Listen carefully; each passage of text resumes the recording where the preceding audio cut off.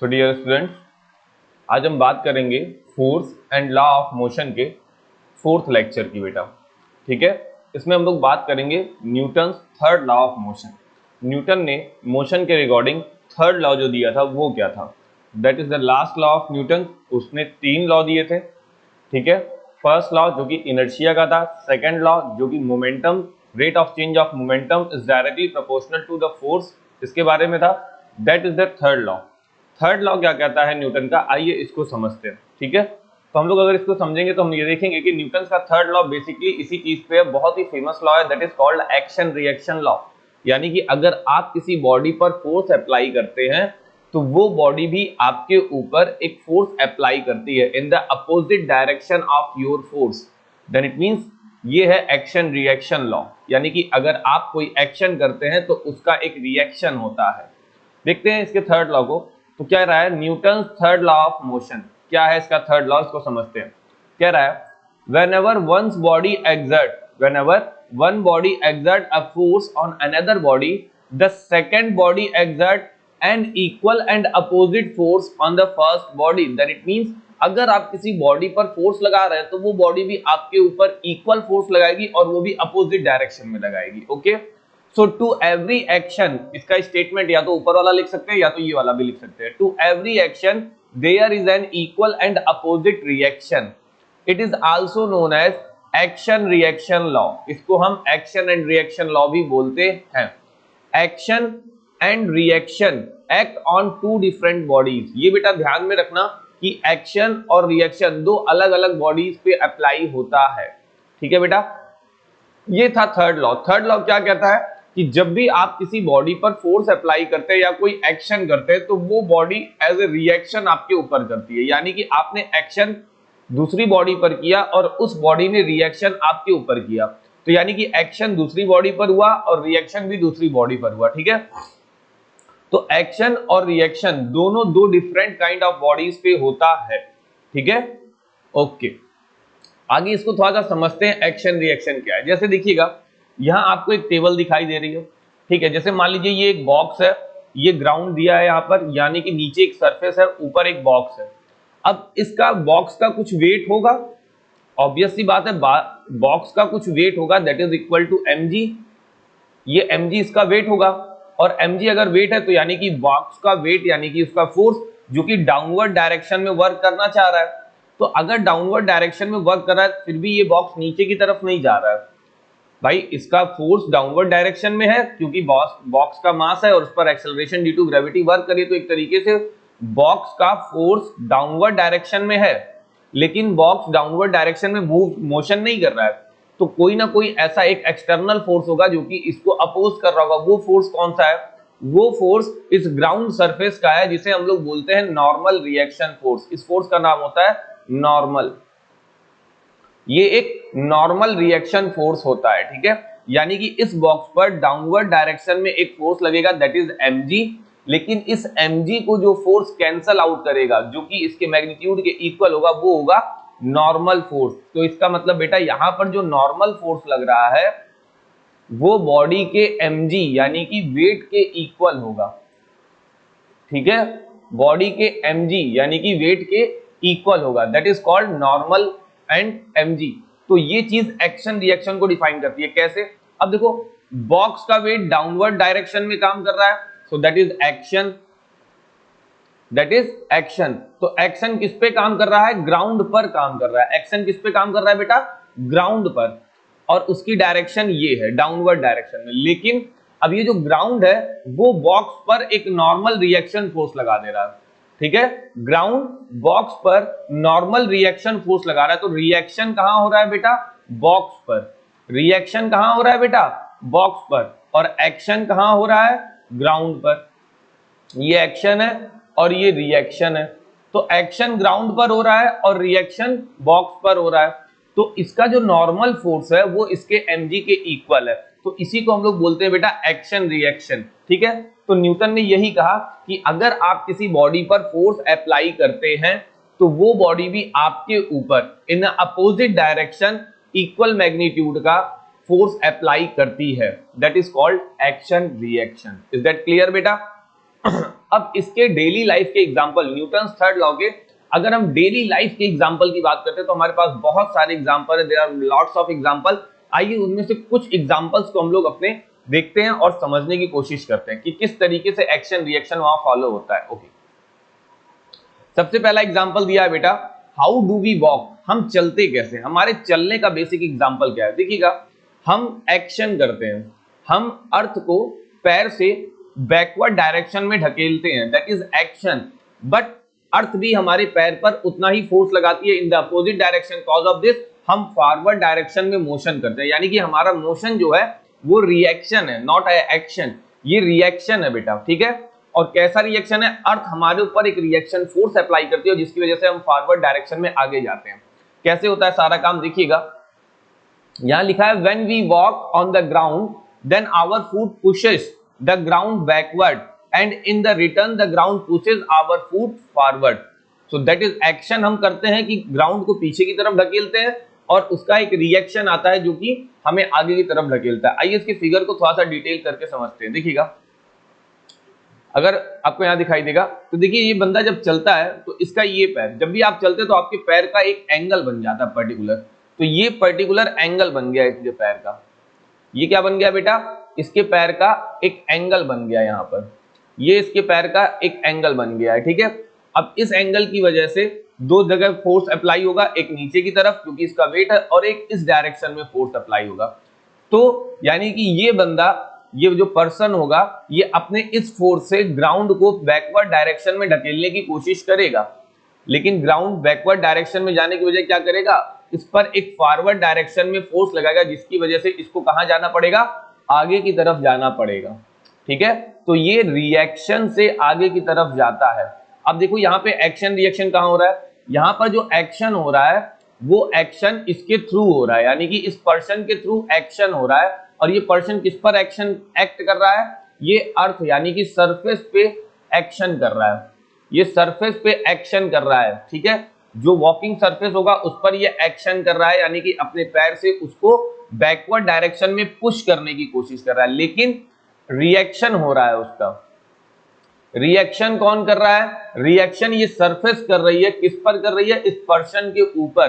तो यानी कि ये देखो, एक्शन सरफेस के ऊपर हुआ, रिएक्शन पर्सन के ऊपर हुआ, तो यानी कि एक्शन और रिएक्शन दो डिफरेंट बॉडीज पर ही एक्ट करता है। यानी कि जो बेटा हमारा चलना है, हम जो वॉक करते हैं उसके पीछे न्यूटन्स थर्ड लॉ है। क्या है, न्यूटन्स थर्ड लॉ को से हम चलना जानते हैं। तो अगर हमें अपने वॉकिंग को समझना है तो न्यूटन्स थर्ड लॉ अप्लाई होता है, ठीक है।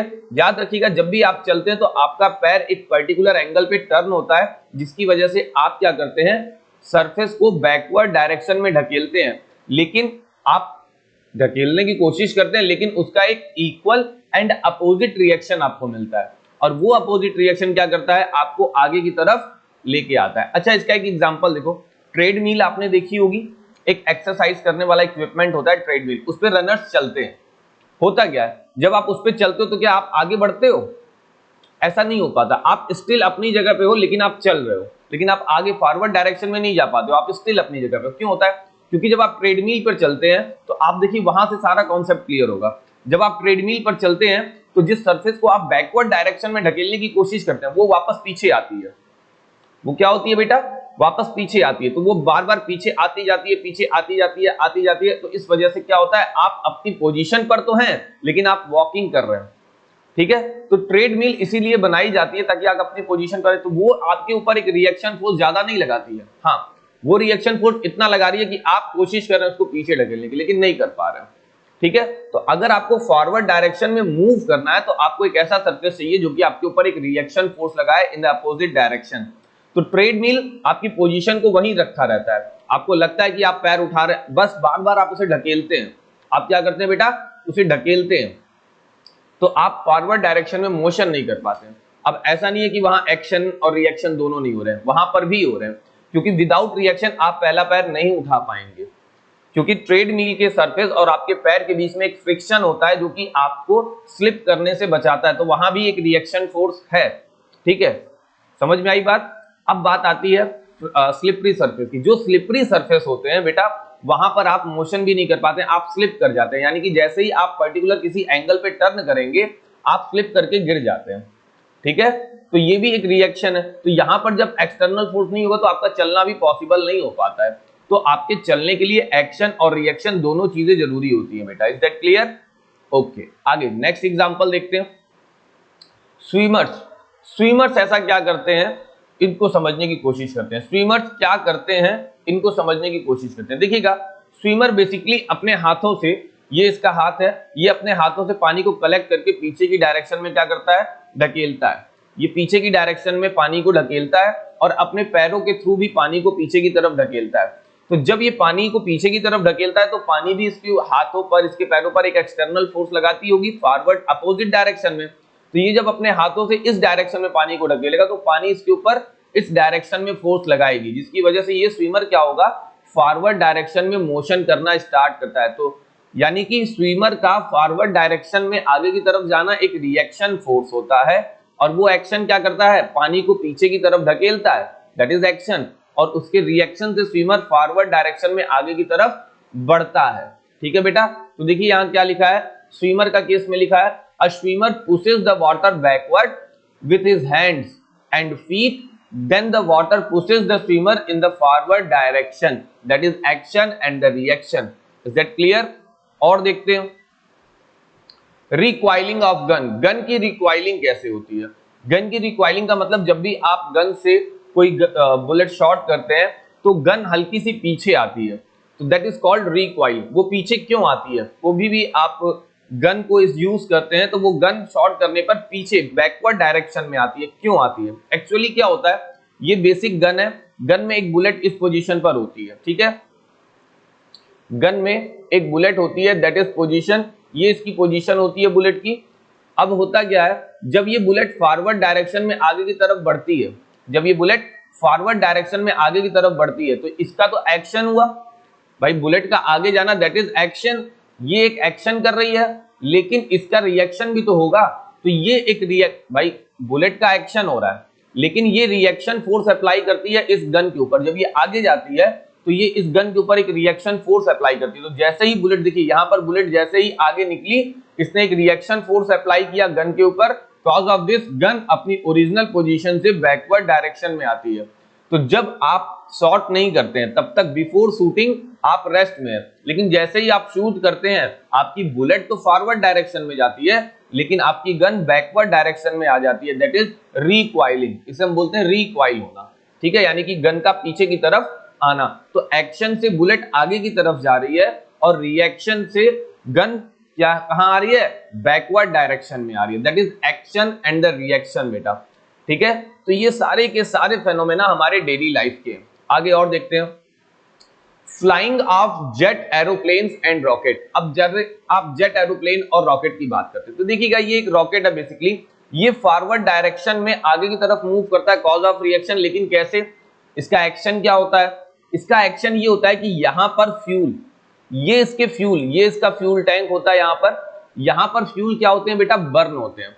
यहां पर क्या होते हैं, फ्यूल बर्न होते हैं। जब ये फ्यूल बर्न होते हैं तो ये पीछे की तरफ क्या करते हैं, थ्रस्ट निकालते हैं, यानी कि बहुत ही तेजी से एयर निकालते हैं। एक तरीके से जब यहाँ फ्यूल बर्न होता है तो ये बहुत तेजी से यहाँ पर एयर या कोई भी फायर वगैरह निकलती रहती है, ठीक है। तो ये इतनी ज्यादा हाई स्पीड होती है कि ये एक्शन होता है, ये जो गैस निकलती है ये एक एक्शन से गैस निकलती है, वो भी बहुत हाई स्पीड में, ठीक है। और चूंकि स्पेस छोटा होता है तो बहुत ज्यादा प्रेशर भी अप्लाई करती है, बहुत हाई स्पीड से निकलती है। तो ये एक्शन होता है बेटा यहाँ पर, यानी कि फोर्स ऑन हॉट गैस जब ये बैकवर्ड डायरेक्शन से निकलती है, दैट इज एक्शन। और इसी एक्शन की वजह से ये गैस इस पूरे के पूरे रॉकेट पर एक रिएक्शन फोर्स अप्लाई करती है, जिसकी वजह से ये rocket on reaction force forward direction में मोशन करता है। Is that clear? तो ये गैस फॉरवर्ड डायरेक्शन, ये रॉकेट फॉरवर्ड डायरेक्शन में कैसे मोशन करता है, कॉज ऑफ फ्यूल बर्निंग। तो फ्यूल जब बर्न होता है तो उसके बैकवर्ड डायरेक्शन से गैस निकलती है, और वो भी बहुत ही हाई फोर्स के साथ। वो फोर्स क्या करता है, रॉकेट पर एक अपोजिट डायरेक्शन में फोर्स अप्लाई करता है, दैट इज रिएक्शन फोर्स। और उस रिएक्शन फोर्स की वजह से रॉकेट फॉरवर्ड डायरेक्शन में मोशन करता है। सेम एज फ्लाइंग जेट वगैरह जो होते हैं, जेट एरोप्लेन्स वगैरह, वो भी इसी पे कॉन्सेप्ट करते हैं, ठीक है। पीछे से उनके फ्यूल बर्न होकर निकलता है और वो काफी तेजी से आगे बढ़ते हैं, ठीक है। बोट के केसेस को देखते हैं बेटा। बोट के केसेस क्या है, एक होता है बोट को चलाना, एक पर्सन या फिर एक नाविक जो है वो बोट को चला रहा है, यानी कि एक तरीके से बोट सेलर बोट को चला रहा है। क्या करता है, देखो उसके पास एक डंडा होता है, ठीक है, वो डंडे में क्या करता है, डंडे को पानी में डालता है और बार बार उसको पीछे की तरफ ढकेलता है।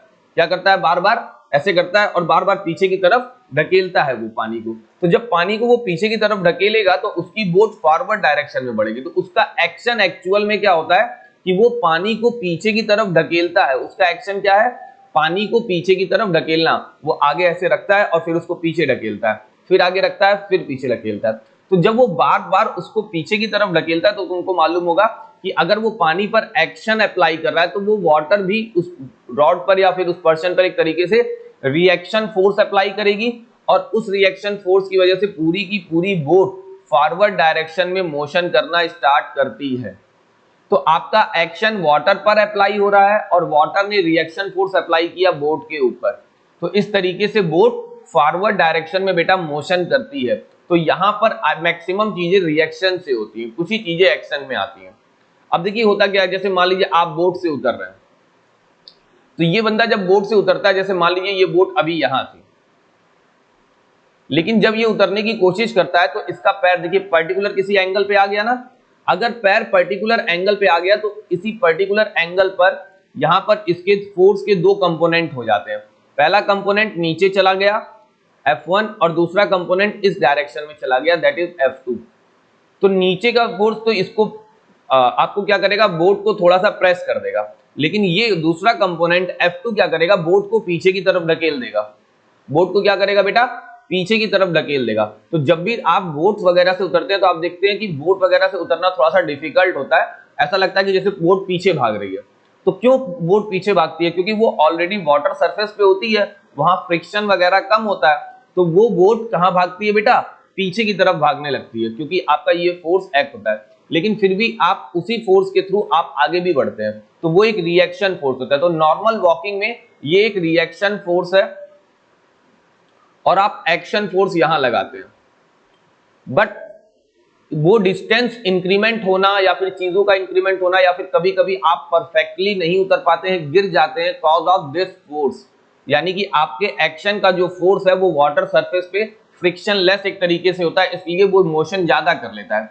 आप नॉर्मल सरफेस पे ऐसा करेंगे तो ऐसी डिस्टेंसेस नहीं मेंटेन होंगी, लेकिन वाटर सरफेस पे क्या होता है, फ्रिक्शन बहुत ज्यादा कम हो जाता है, जिसकी वजह से आपके केवल फोर्स के एक कंपोनेंट से जो बोट होती है वो मूव करने लगती है और आपके सरफेस और बोट के बीच की डिस्टेंस बढ़ जाती है। इसीलिए जब भी आप उतरें बोट से तो थोड़ा सा केयरफुल रहें, क्योंकि आपको पता होना चाहिए कि आपके कौन से काम में क्या लॉ फॉलो होता है। तो आप जब भी कोई काम करें तो उसमें फिजिक्स जरूर देखें कि इसमें क्या फिजिक्स लग रही है। तो अभी तक हमारा चलना, हमारा बोट से उतरना, हमारा स्विम करना, हमारा बोटिंग करना, ये सब क्या है बेटा, न्यूटन्स के थर्ड लॉ को फॉलो करता है और ये सब टोटल फिजिक्स है। तो हमारी डेली लाइफ में फिजिक्स के फेनोमेना हमारे चारों तरफ, हमारे पूरे day, all the day physics से हम घिरे हुए हैं, हमें बस उन्हें ऑब्जर्व करना है बेटा। अगर हम स्टेप बाय स्टेप उन्हें रीड करते जाएं, ऑब्जर्व करते जाएं, तो फिजिक्स हमारे लिए बहुत ही इजी हो जाती है बेटा। ये एकदम भी डिफिकल्ट नहीं होगी। हमें केवल क्या करना है बेटा, स्टेप बाय स्टेप सारी चीजों को क्लियर करना है। ये ध्यान में रखिएगा कि आपको स्टेप बाय स्टेप सारी चीजें क्लियर करनी है। तो आइए एक बार फिर से देख लेते हैं कि हम लोगों ने क्या क्या देखा न्यूटन्स थर्ड लॉ में। सबसे पहले न्यूटन्स थर्ड लॉ के statement, there is an equal and opposite reaction, every action there is an equal and opposite reaction, that it means आपके फोर्स का मैग्नीट्यूड सेम होगा और वो बैकवर्ड यानी कि अपोजिट डायरेक्शन में काम करेगा अप्लाइड फोर्स के। ठीक है, इसी को एक्शन रिएक्शन लॉ कहते हैं। तो एक बॉक्स अगर कहीं सरफेस पे रखा है तो बॉक्स नीचे नहीं जाता, क्योंकि उस पर एक रिएक्शन फोर्स लगता है, that is called normal force. ठीक है, अब इसके डेली लाइफ के कुछ एग्जांपल्स हैं बेटा। जैसे हमारा चलना, हम पैर से अर्थ को या सरफेस को बैकवर्ड डायरेक्शन में पुश करते हैं, दैट इज एक्शन। तो हमारे एक्शन से एक रिएक्शन जनरेट होता है और उस रिएक्शन से हम फॉरवर्ड डायरेक्शन में मोशन करते हैं। ठीक है, स्विमर्स का केस, स्विमर्स अपने हाथों से वाटर को बैकवर्ड डायरेक्शन में मूव करते हैं और वो वाटर स्विमर्स पर फॉरवर्ड डायरेक्शन में एक फोर्स लगाता है, जिसकी वजह से स्विमर्स फॉरवर्ड डायरेक्शन में मोशन करते हैं। तो ये एक्शन रिएक्शन। गन का रिकॉइल होना, तो गन की जो बुलेट होती है वो फॉरवर्ड डायरेक्शन में निकलती हैं लेकिन जब वो निकलती हैं तो वो गन के ऊपर एक अपोजिट डायरेक्शन में फोर्स अप्लाई करती हैं, that is called reaction force, यानी कि गन का रिकॉइल भी एक रिएक्शन फोर्स है। फ्लाइंग जेट, जैसे जेट वगैरह हो गए या फिर रॉकेट वगैरह हो गए, उनमें फ्यूल की बर्निंग होती है और वो फ्यूल बर्न होते हुए बहुत ही छोटे स्पेस से बहुत ही हाई स्पीड से निकलते हैं गैसेस। उन गैसेस के प्रेशर से उनका क्या होता है, एक एक्शन फोर्स होता है वहां पर। अब वो एक्शन फोर्स की वजह से, उन गैसेस के प्रेशर की वजह से पूरे रॉकेट पर एक रिएक्शन फोर्स अप्लाई होता है और उस रिएक्शन फोर्स की वजह से रॉकेट या कोई भी जेट एरोप्लेन फॉरवर्ड डायरेक्शन में मोशन करता है। इज दैट क्लियर बेटा? नेक्स्ट, बोट का केस बेटा क्या कहता है कि जब आप कोई भी सेलर बोट के केस में देखेंगे तो वो पानी को पीछे की तरफ बैकवर्ड डायरेक्शन में पुश करता है और रिएक्शन फोर्स उस पर लगता है और उसकी बोट आगे की तरफ मूव करती है। जब आप बोट से उतरते हैं तो आप परफेक्टली नहीं उतर पाते हैं। क्यों? क्योंकि जब भी आप उतरते हैं तो आप एक रिएक्शन फोर्स, सॉरी, आप एक एक्शन फोर्स बोट पर लगाते हैं और बोट फॉरवर्ड डायरेक्शन में मोशन करती है। लेकिन थोड़े से केयरफुल आपको यहाँ रहना पड़ता है। इज दैट क्लियर बेटा? तो फिलहाल आज के लेक्चर में हम लोग इतना ही देखेंगे, बाकी की चीजें हम लोग नेक्स्ट लेक्चर में देखेंगे। ठीक है बेटा? नेक्स्ट लेक्चर में हम लोग बाकी की चीजें देखेंगे। आज के लेक्चर में फिलहाल इतना ही। आई होप आपको वीडियो समझ में आया होगा, आपको लेक्चर समझ में आया होगा। तो अगर आपको कभी भी कोई भी डाउट आता है तो आप कमेंट सेक्शन में आके मुझे कमेंट कर सकते हैं। ओके बेटा, bye bye, take care and पढ़ाई में एकदम मन लगाइए। Bye bye.